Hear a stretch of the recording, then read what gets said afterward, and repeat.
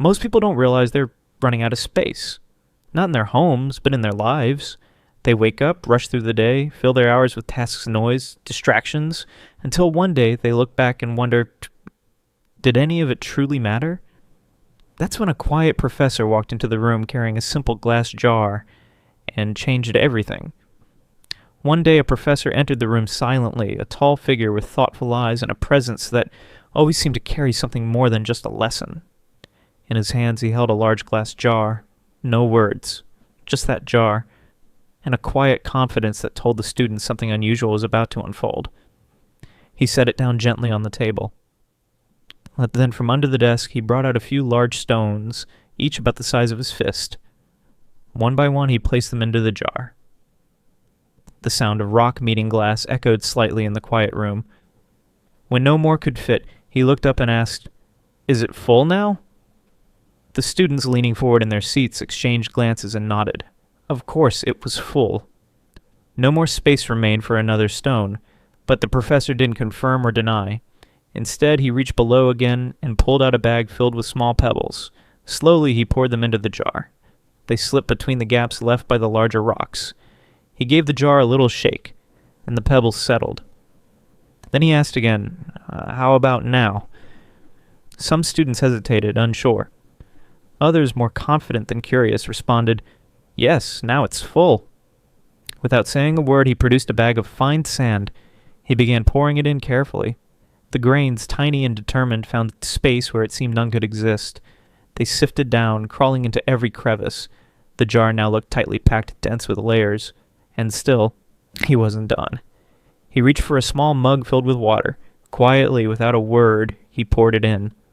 The water wound its way through the sand, around the pebbles, and between the rocks, until the jar was truly full. Only then did he finally speak. "This jar," he said, "is your life." He pointed to the large rocks. "These are the things that truly matter. Your health, your family, your dearest relationships, your sense of purpose, the things that, even if everything else falls apart, still give your life meaning." Then he gestured to the pebbles. "These are the other meaningful parts of your world. Your job, your house, your education. They have value, but they're not what holds your life together." Finally, he ran his fingers through the sand. Is the noise, the endless scrolling, the small distractions, the things that keep you busy but leave you empty.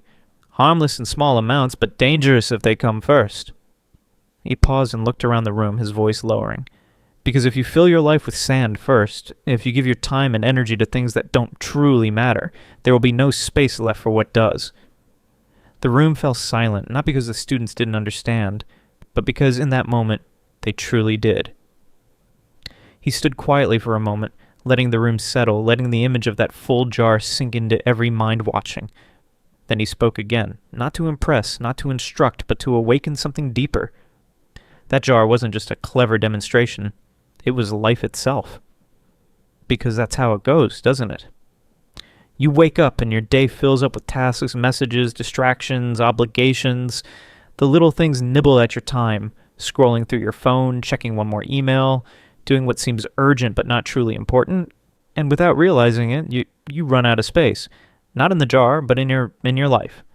He looked around the room and said, "If you don't put your rocks in first, you won't have room for them later." Your rocks, your family, your health, your dreams, your inner peace. These are not just elements of a good life. They are the life.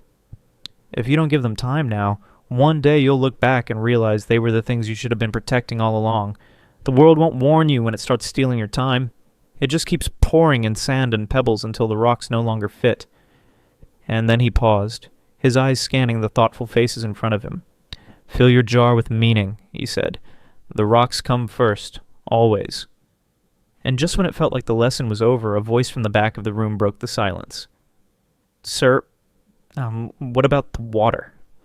A quiet smile formed on his face. He nodded. The water." He pointed to the jar, now packed to the brim with everything. "That water, that's a life's small to sweetest joy, a warm cup of coffee with a friend, a walk under the evening sky, laughter shared over nothing at all. Those little fleeting moments that slip in when you least expect them, but somehow make everything feel right. You see, even in a life that feels full, there's always room for joy, if you let it in. But most people don't. They get lost in the sand and the noise, the endless to-do lists. They forget to call home. They skip the morning run. They tell themselves their dream can wait until later.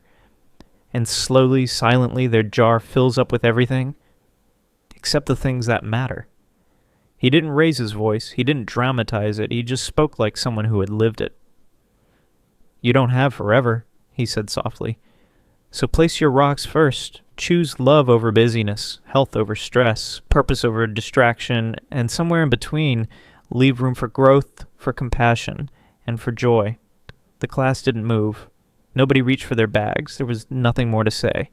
Because in those final words, he hadn't just taught a lesson. He'd held up a mirror, quiet, clear, and honest, and let them see their own lives inside that glass jar.